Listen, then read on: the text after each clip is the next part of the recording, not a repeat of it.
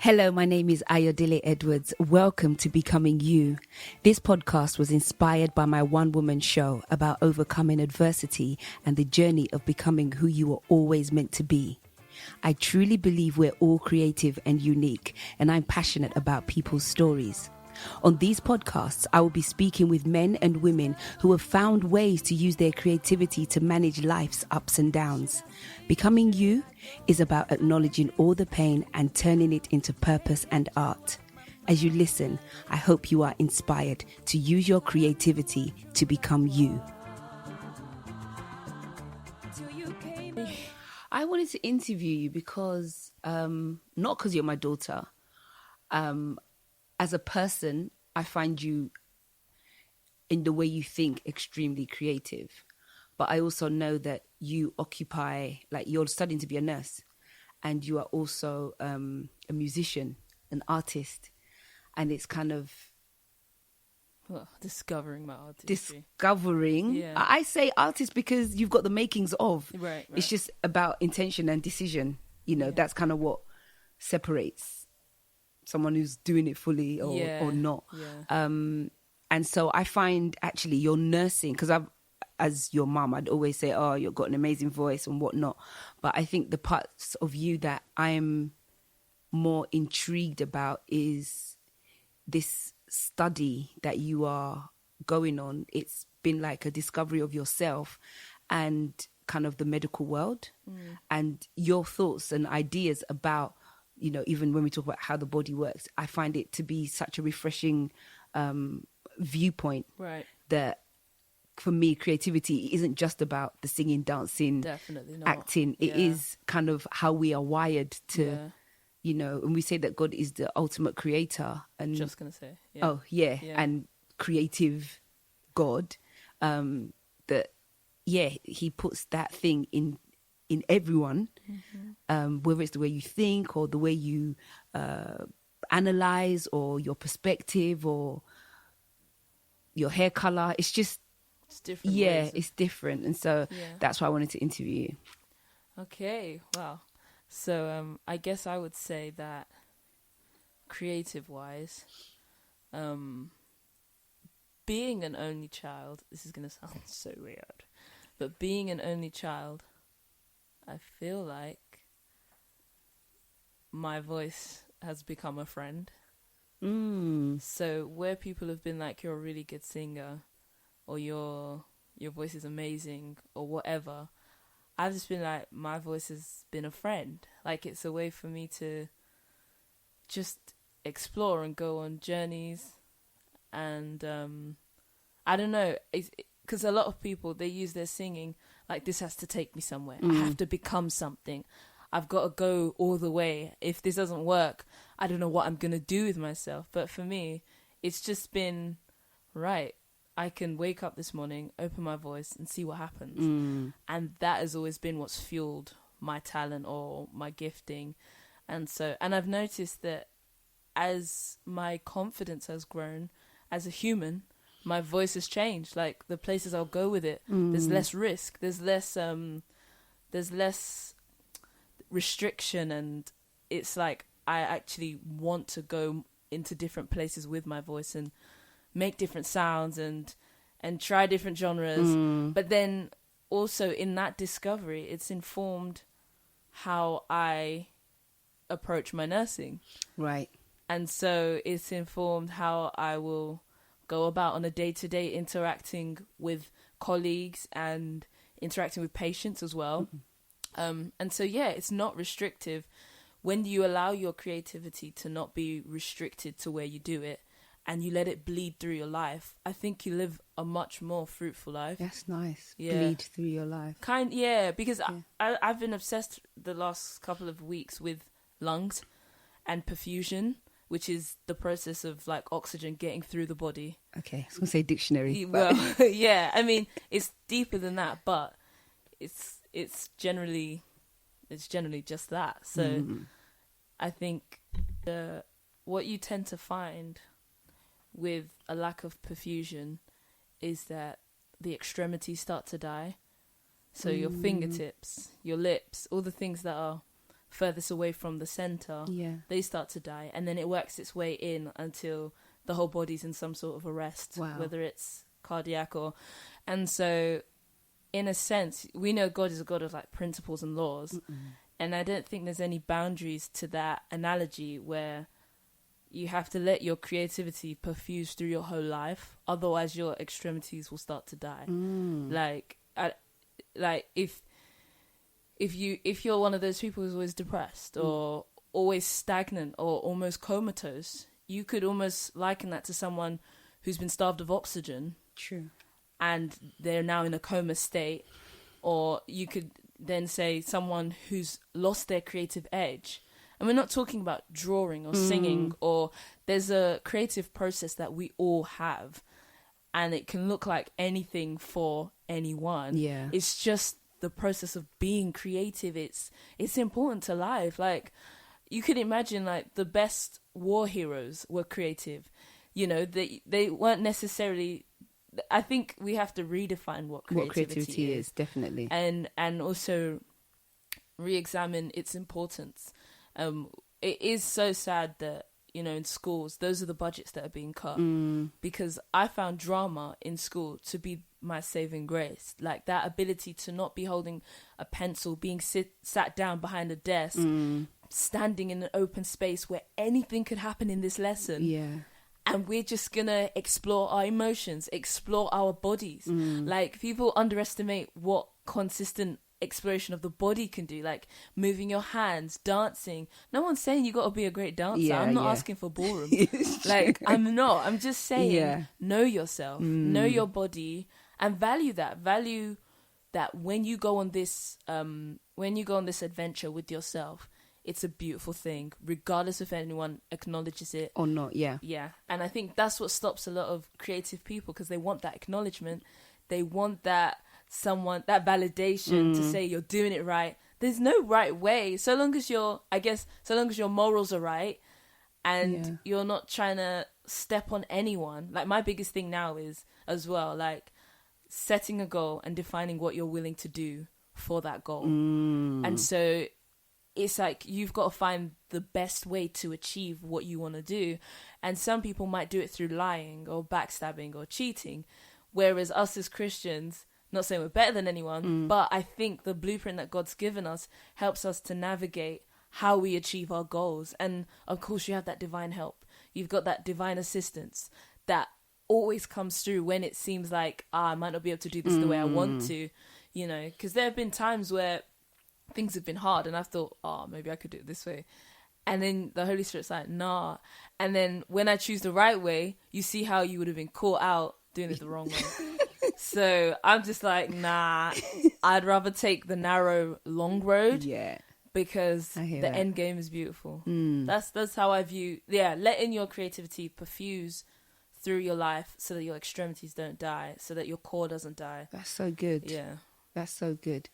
So how would you, you just given so much food for thought, because I think in the society that we live in, creativity is viewed as something that only certain people can do and something that has to be done at a certain level in order for it to be appreciated. But when we talk about just living, getting by, dealing with loss, dealing with rejection, you know, there are creative ways of getting out of depression. Like depression is a normal part of life.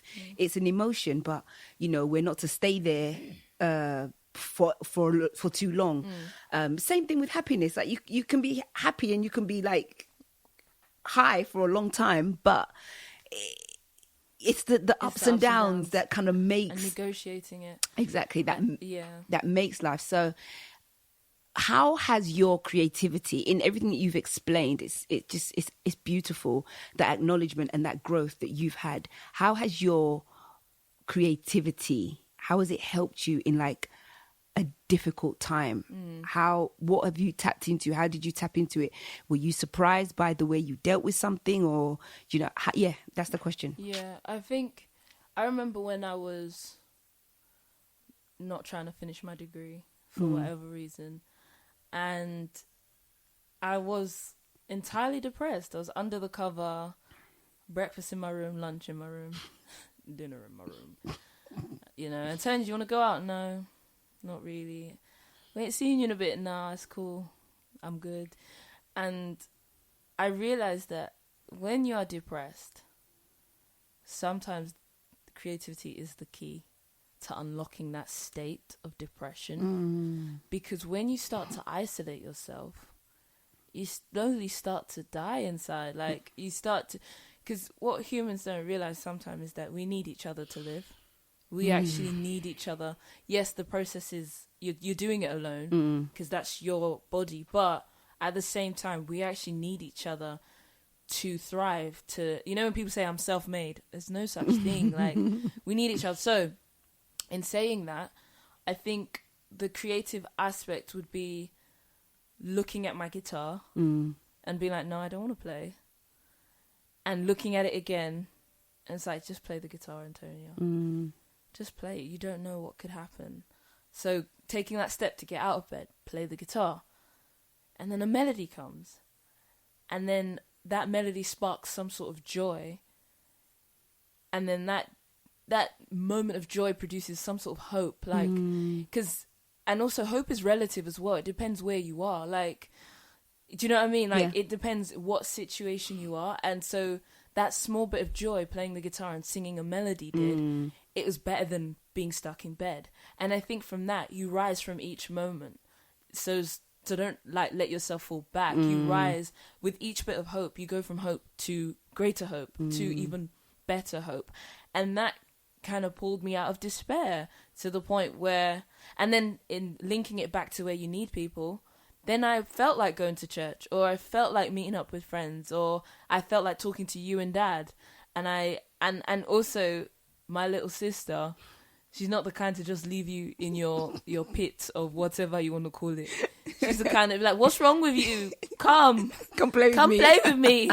And it's like, you know, if I wasn't surrounded by her at that time, I don't know what would have happened, you know? And so, yeah, I thank God that I have creativity. And I would also say that, you know, singing, it's one of those praised things. People get paid millions to do it. And so in society, it's like, if you can hold a tune like the best of the best, you're creative. But the truth is, if when you sing, you have hope, you should sing. Yeah. I'm not saying make money off it. I'm not saying monetize yourself and become Beyonce. No one asked for that. I'm just saying find the hope and grow in each hope, each step of hope.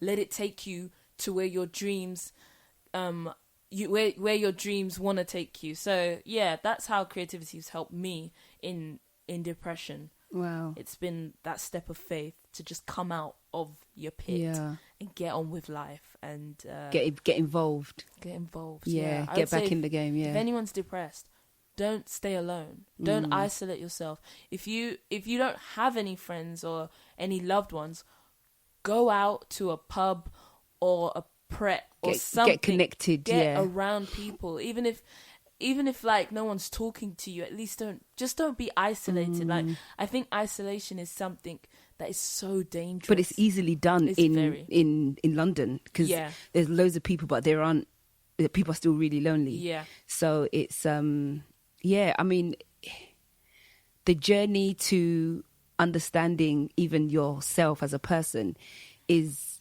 something that you're not taught. And so I feel like these key things, like in your, you know, the Bible says that bring up a child in their natural bent.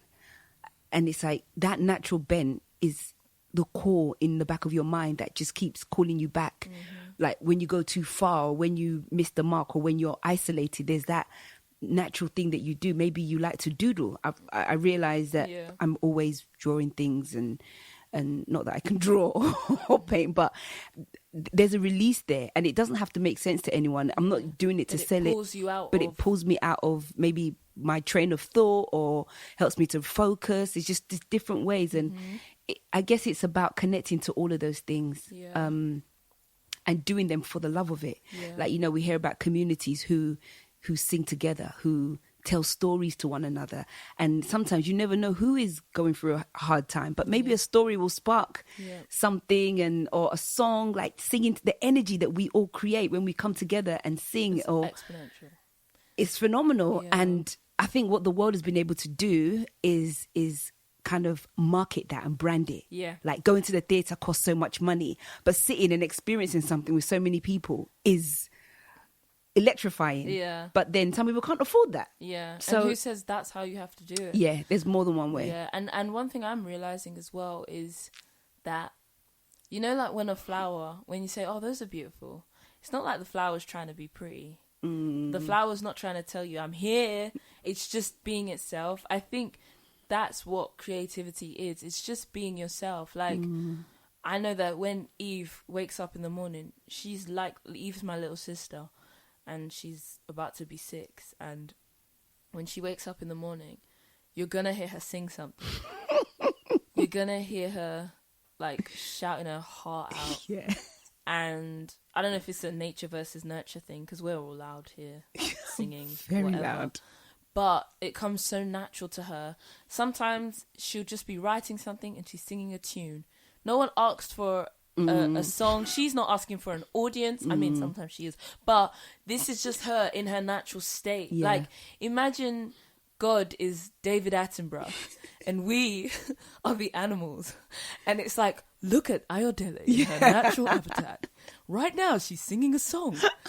What does this song mean? Like, the song is beautiful. It's so Do you know what I mean? Like, I think when we make a song and dance out of everything, or when we monetize things, it starts to complicate it. It does. And not to say you shouldn't get money for your art. That's a whole different conversation. Yeah. But it's our attitude and the culture we build around art. Definitely. And the value of it. And whether the value is money or the value is hope. Or the value is your sanity. Yeah, or your sanity, exactly. Yeah. I think all these things need to be considered in order for us to live the lives that we want.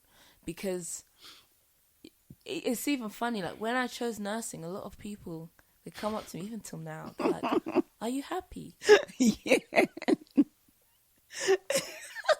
And your parents made you choose nursing. yeah, they're like, oh, did your parents say, when I said nursing, they were like, oh, okay, what's this? Okay. Like, no one in our family is a nurse. We have a few like healthcare professionals, but not nursing. And so people are always like, are you happy? Yeah. Did you choose that? And you know what? I can see why, because the process to getting this degree has been one of the hardest things, just because I've never thought of myself academic in that sense. I think a lot. I think I do consider a lot of things. I like information and I like to know things, and I do pursue just understanding. Yeah.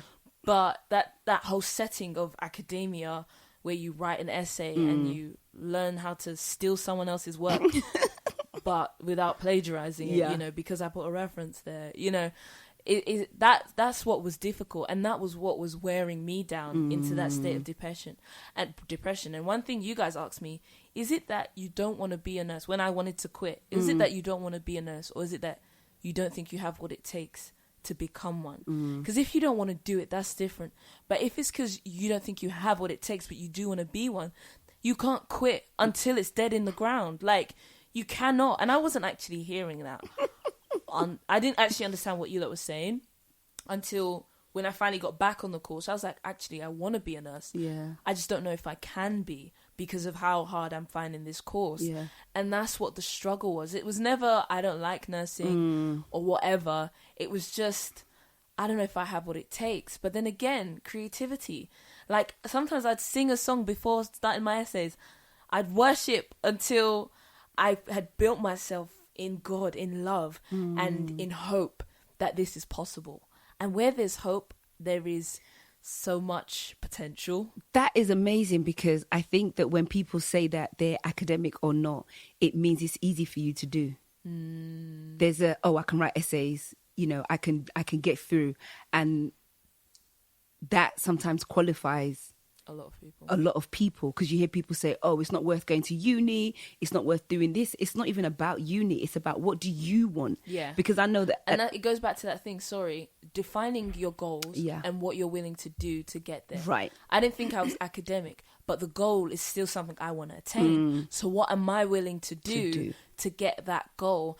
If it's rewire my mind and get over this I'm not an academic thing and do what it takes to write the essays, that's what it takes. It's like when you limit yourself, that's when the lines get blurry, and that's when you stop yourself from achieving your goals. When you say, I can't do what it takes to get there.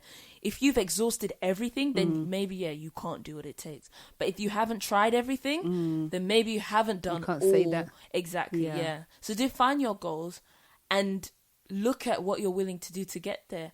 And even push past that. Yeah, that was a process. Yeah. I mean, it didn't happen overnight. No. I remember the despair that I felt because I just wanted you. She wants to kill me. She will not finish her degree.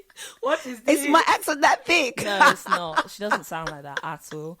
But that's what I got. It was a shock to me because I just thought, okay, this child came to me year 8, said, this is what I want to do. And I said, I'm going to do everything I can. I don't understand this profession. I'm going to do everything in my power to help you. And, we got onto a course and you're doing it. Year 2, I don't want to do anymore. I couldn't, in my mind, we were going home. I'd already bought my ghillie. I'd already bought my outfits, my graduation stuff. And to hear, I don't want to finish it, I was just baffled. And so we had to exercise a lot of patience because then I realized that, it isn't just about finishing. It's the value that you place on yourself.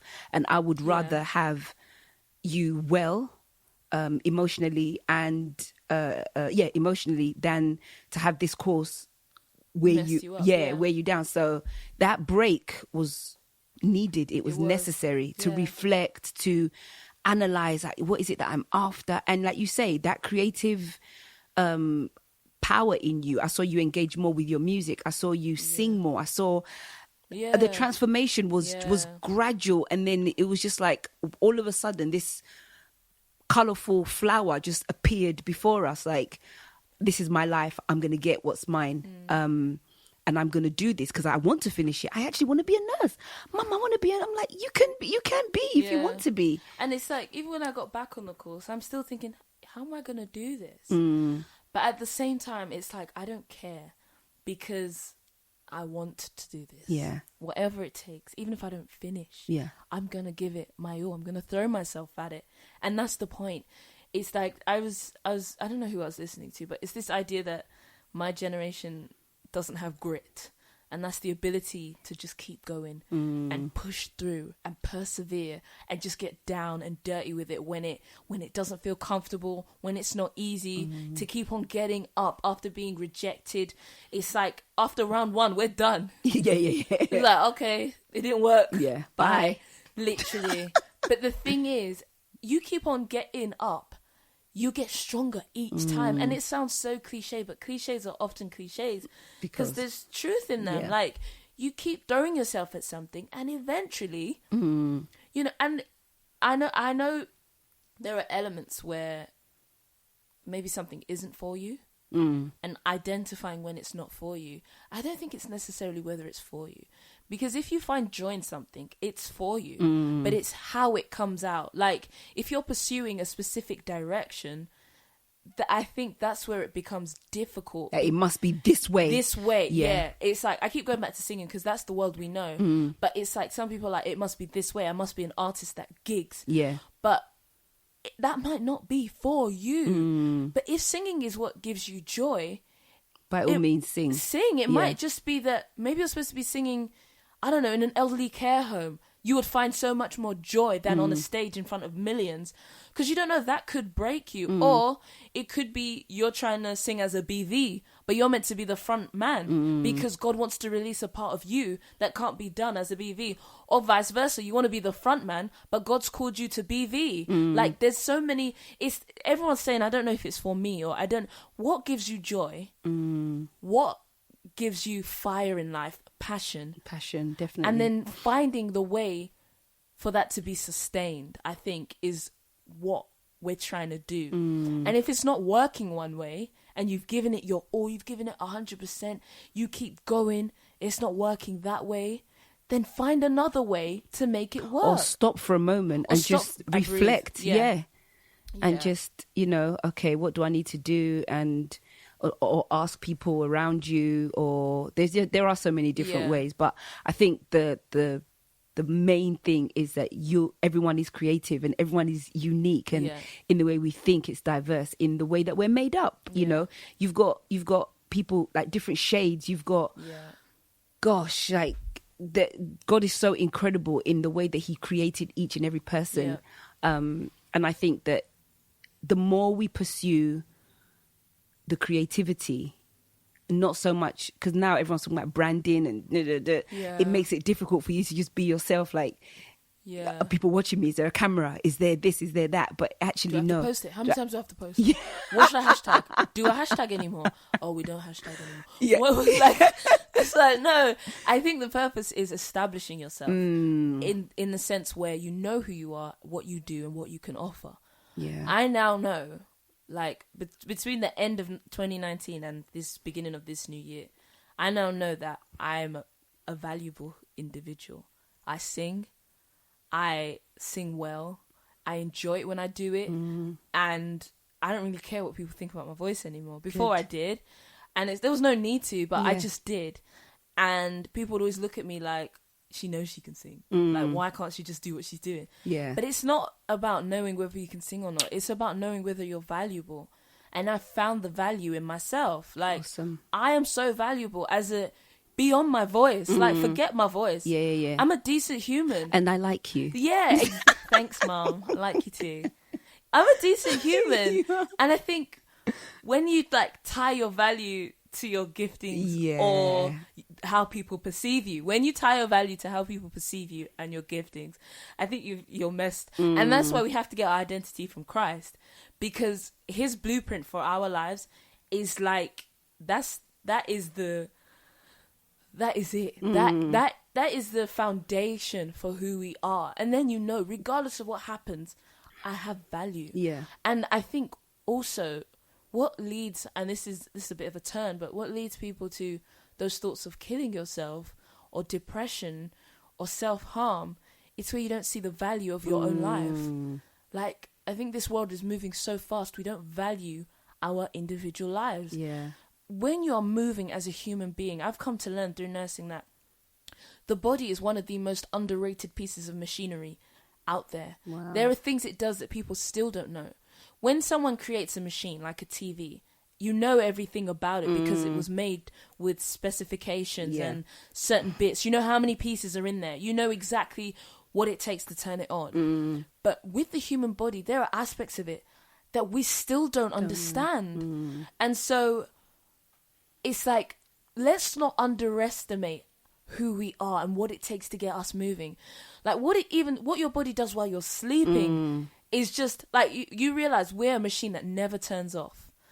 And if we do, that's it. But other machines, if they're to stay on, they die. They lose their... I mean, eventually we're going to die. I don't know where I'm going with this metaphor. But, the point the point is eternal life in heaven, And that is what I want to see how God does. Because the principles of this world is nothing lasts. But in heaven, it's eternal. How do you sustain the eternal? That can only come from an eternal being. Like, exactly.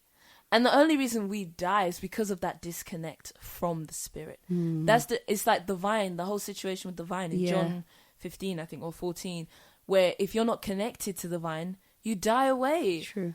And so at some point, we just have to recognize that we are valuable and we have to be eating of the fruit that is heavenly, because that's where our sustenance comes from.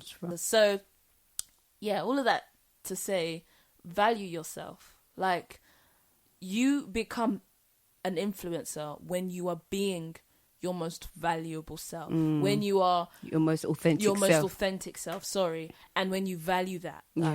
So, I mean, creativity is everything for me, man. Awesome. It's everything. This was long, Mom. Thank you. Thank you. It was, thanks for coming. Thanks for sharing. I live here. Thanks for sharing. Till next time. Anthonia, you can follow her on all platforms. Thank you. I'll put it in the description. I'll do that. Yeah. Thank you for listening to Becoming You. To stay connected, follow me on Instagram or Facebook. Remember, being you is your best asset.